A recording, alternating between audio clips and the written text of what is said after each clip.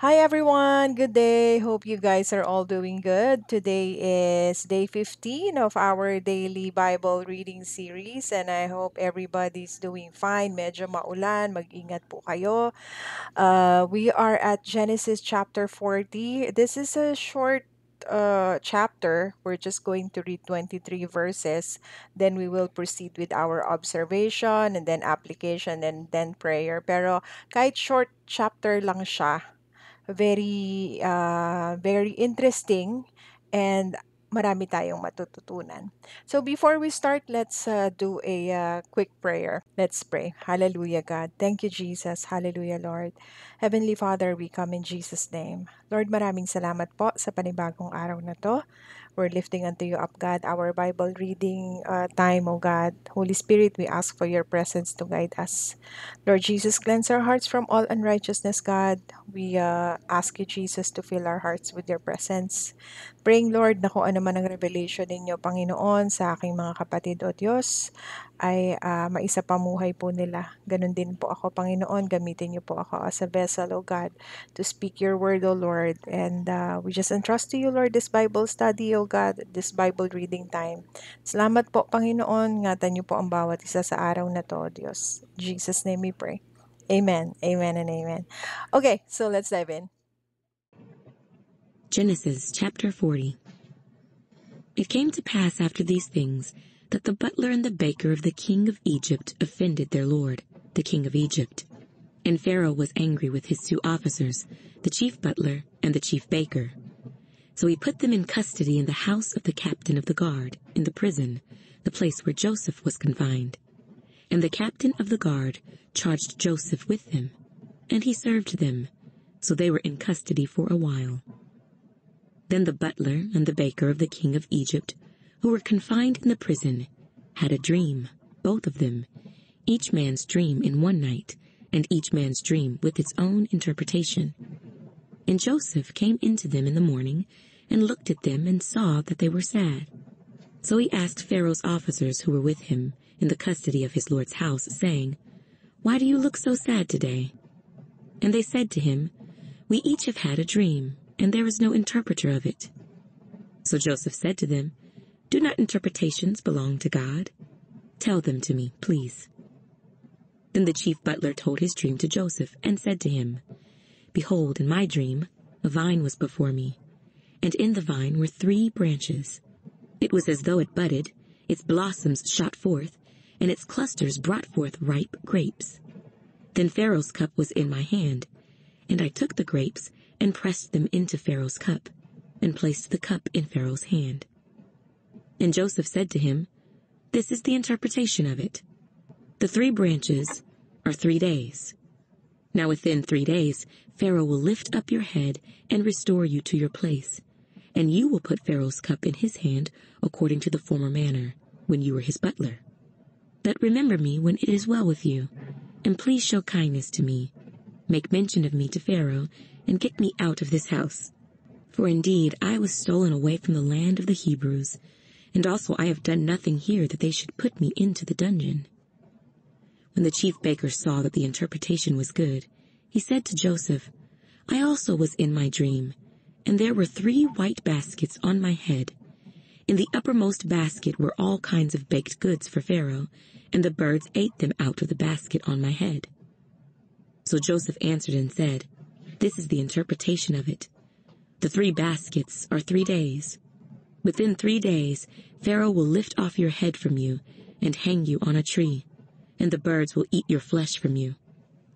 Now it came to pass, on the 3rd day, which was Pharaoh's birthday, that he made a feast for all his servants, and he lifted up the head of the chief butler and of the chief baker among his servants.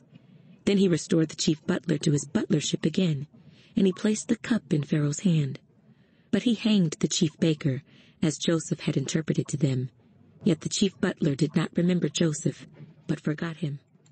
Okay, so let's now proceed to our observation.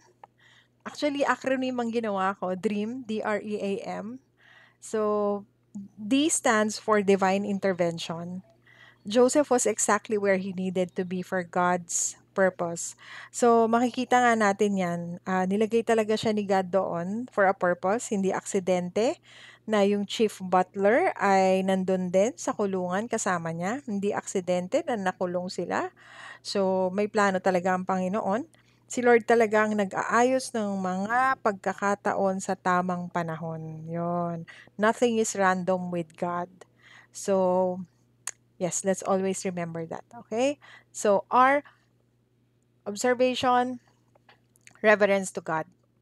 Joseph didn't take credit. He honored God as the source of wisdom. 'Di ba? Hindi inangkin ni Joseph yung honor yung kakayanang mag-interpret ng panaginip. Hindi niya sinabi na kayang-kaya ko 'yan. Hindi niya ginanon. Alam niya na ang Diyos ang nagbibigay ng karunungan at interpretation. 'Di ba? Kasi sabi niya all interpretation comes from God, 'di ba? Sabi niya, and that's humility and reverence, giving credit to the Lord, 'di ba? Reverence to God, observation. So, next observation. Joseph was earnestly seeking the Lord. Even in prison, Joseph stayed faithful and trusted God's plan. Bakit?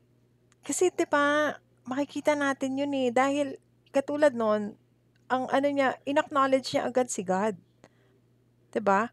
Hindi siya nagalit kay God na bakit ba ako nandito, Lord? Wala naman akong ginawang kasalanan dito. Wala naman akong ginawang kasalanan dun sa wife ni Potiphar. Hindi siya nagreklamo, hindi siya nagtampo kay God. Talagang nag-continue siya, isik si Lord. Malalaman mo naman sa naging attitude niya, 'di ba? So, ayun, tapos naging favored pa siya. Alam niya that the hand of God is with him.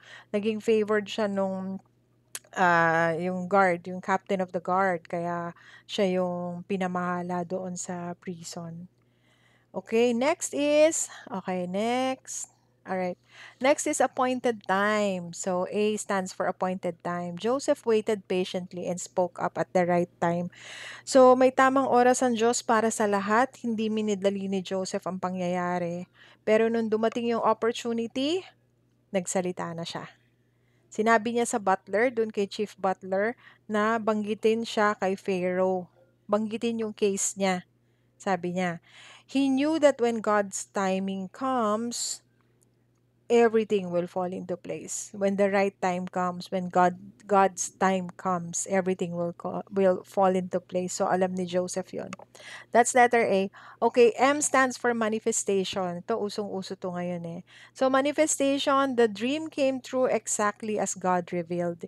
He is faithful to fulfill what he speaks. Of course, natupad yung dream, 'di ba?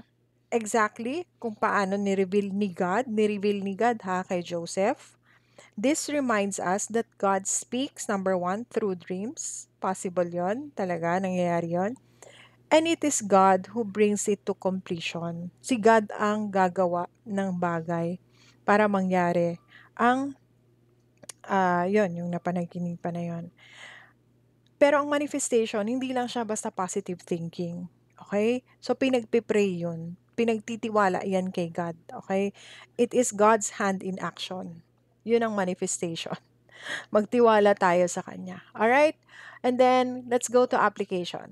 Application naman, it's the same. DREAM.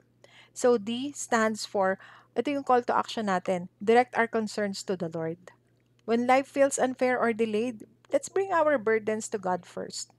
Bago siguro natin kausapin yung kahit sinong tao, minsan kasi talaga pag may problema ka, gusto mong may makausap, 'di ba?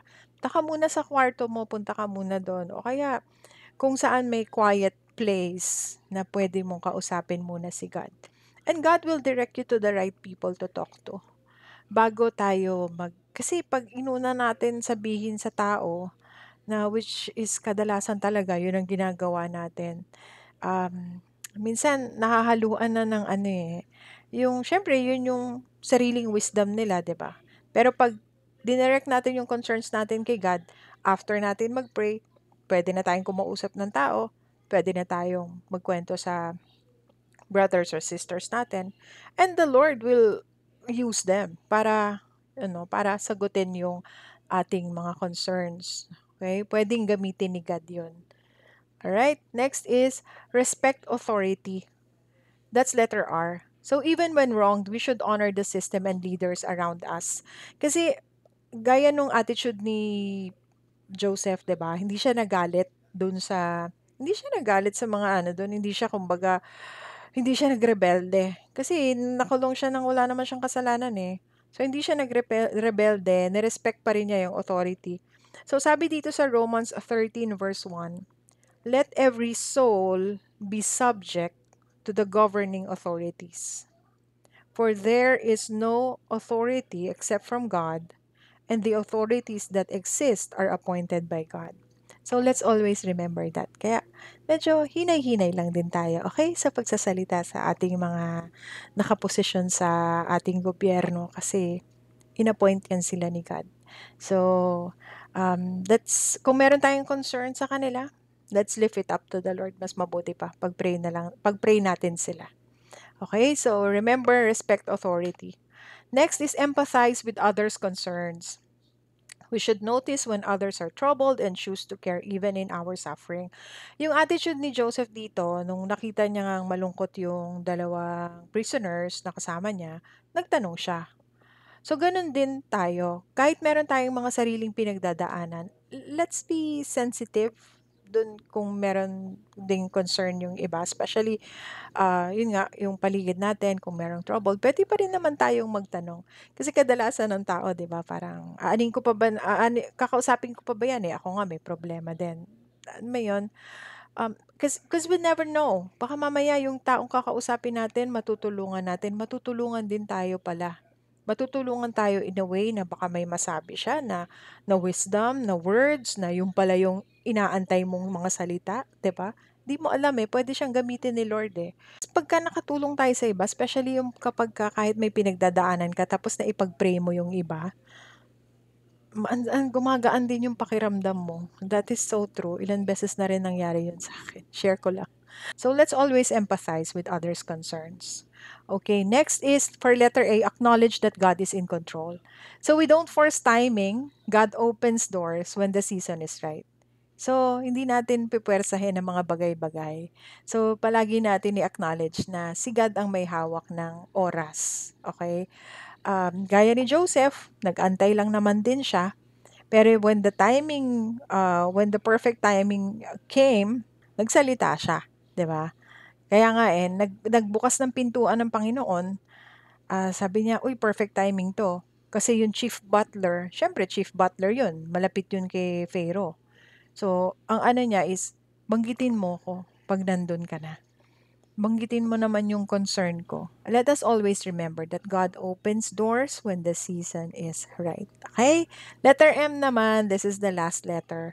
Move in faith. So let's move in faith. Don't be idle. Stay obedient and hopeful as you wait for God's move. So let's move in faith. Huwag tayong maging idle. Hindi yung kumbaga, meron tayong pinagpipray, tapos hindi na tayo kumikilos, yung ganon. Parang pinagpray mo na yon, lift up mo na yon kay God. Let's move in faith. Tuloy mo lang ang buhay mo. Kumbaga, if you're an employee, just, just do your regular routine. Tapos, antayin mo lang because I'm sure God will move. Okay? So, let's stay obedient, hopeful as we wait for God to move. Alright, so we're done with our observation and application. So, let's now proceed to prayer. Okay, let's pray. Hallelujah, God. Thank you, Jesus. Heavenly Father, maraming salamat po for the reading of your word today. Thank you, God, for all the learnings, Lord. Maraming salamat, God, yung tinuro niyo pong example sa amin na si Joseph, Lord. Ginamit mo siya, Panginoon, kahit nandun siya sa sitwasyon na kung saan meron siyang problema. Ginamit niyo pa rin po siya, Panginoon, para makatulong sa iba. Salamat, Panginoon, for letting us know as well that you speak, God, in dreams and that you are the God who reveals, Lord, the interpretation of dreams as well. Panginoon, dalangin ko, O Diyos, na bigyan mo po ang aking mga kapatid, O God, ng strength, Lord God, to continue to be faithful, strength to move forward din po, Lord, and do their daily routine, God, kahit na meron silang mga pinagdadaanan. At naniniwala ako, Lord, that you are the God, you are our God who answers prayers, Lord. Na ang kasagutan ng panalangin nila, O Diyos, ay paparating na. na kayo ang Diyos na may hawak, Lord God, ng time. And walang delay sa inyo, O Diyos. Lagi pong perfect timing ang sa inyo. I speak blessing, Panginoon, sa aking mga kapatid, O God, sa araw na to.